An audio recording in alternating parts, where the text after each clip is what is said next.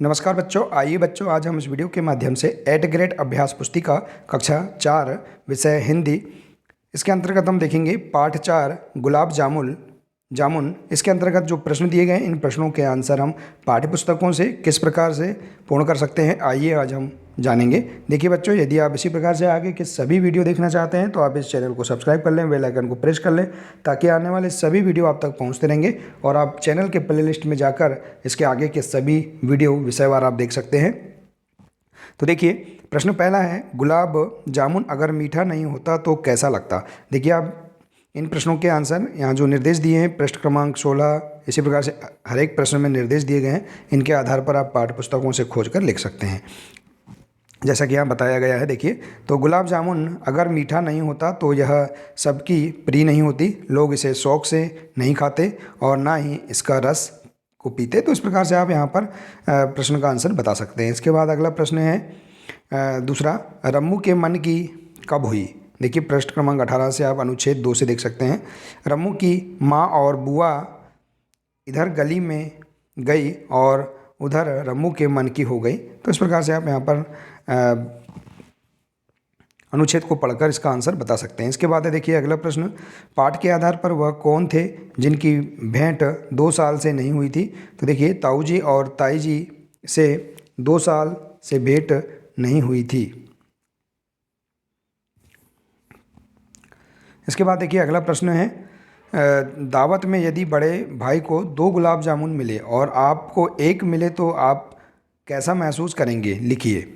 देखिए आप अपने आधार पर लिख सकते हैं। यदि बड़े भाई को 2 गुलाब जामुन मिली और हमको 1 मिले तो हमें अच्छा नहीं लगेगा, हमारा मन संकोच और पश्चाताप करेगा। तो इस प्रकार से आप यहाँ पर आंसर बता सकते हैं। ठीक है बच्चों, आइए इस प्रकार से देखते हैं। अगला पेज नंबर है पेज नंबर 10।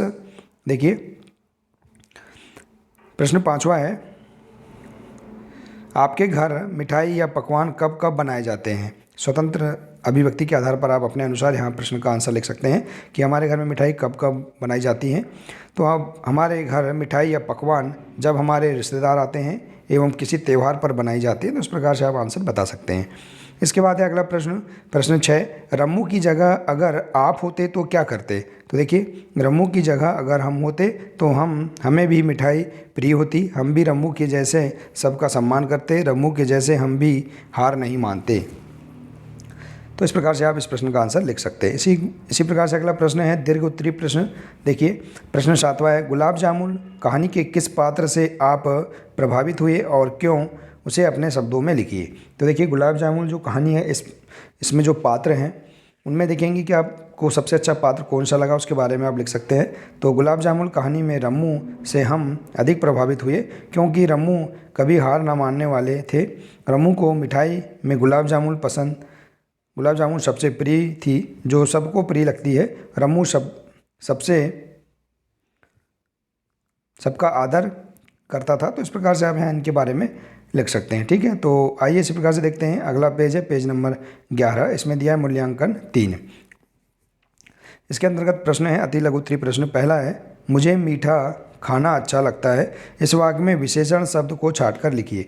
देखिए विशेषण शब्द अर्थात जिसकी विशेषता बताई जाती है।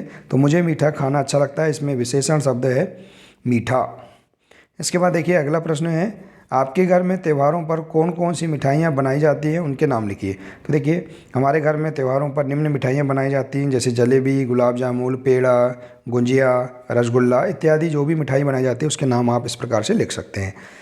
इसके बाद है अगला प्रश्न दीर्घ उत्तरीय प्रश्न। देखिए प्रश्न 3, अपनी प्रिय वस्तु किसी दूसरे को देकर जब वह प्रसन्न होता है तो आपको कैसा लगता है, क्यों। तो देखिए आप इसके बारे में अपने आधार पर इसका आंसर लिख सकते हैं। हमारी प्रिय वस्तु किसी दूसरे को देकर जब वह प्रसन्न होता है तब मुझे बहुत अच्छा लगता है, मैं भी खुश होता हूँ क्योंकि मेरे द्वारा दी गई वस्तु से उसके मन को शांति एवं खुशी मिलती है। मैं इस कार्य को परोपकार मानता हूँ, मुझे लगता है कि दूसरों की खुशी में ही अपनी खुशी है। तो इस प्रकार से हम यहाँ पर इस प्रश्न का आंसर आसानी से बता सकते हैं। तो देखिए बच्चों इस प्रकार से हम यहाँ पर पेज नंबर 9, पेज नंबर 10 और 11 में दिए गए इस ये 10 महत्वपूर्ण प्रश्नों के आंसर हम आसानी से पूर्ण कर सकते हैं। देखिए बच्चों, बहुत ही सरल प्रश्न हैं। इन प्रश्नों के आंसर हम पाठ्य पुस्तकों से खोजकर लिख सकते हैं। तो बच्चों, आशा है कि आपको इसके अंतर्गत सभी प्रश्नों के आंसर समझ में आ गए होंगे। बच्चों, आज के लिए सिर्फ इतना ही है। मिलते हैं इसी प्रकार से नेक्स्ट वीडियो में। नमस्कार।